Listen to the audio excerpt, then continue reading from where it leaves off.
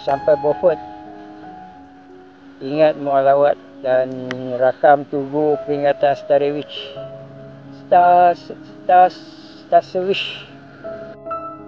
Pagar berkunci dan terpaksa ambil dari luar sajalah.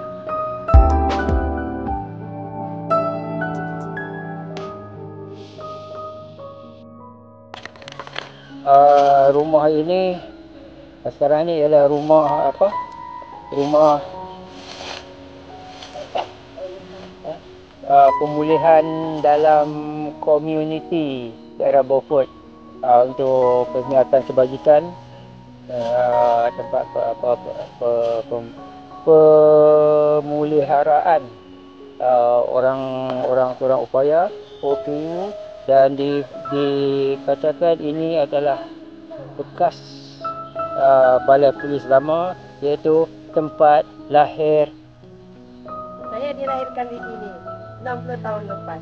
Kalau betul lah yang ini balai polis Beaufort yang lama. Hari ini saya dapat tahu tempat ni, jadi datang melawatlah. Jangan lupa subscribe Atuk Vlog. Atuk Vlog.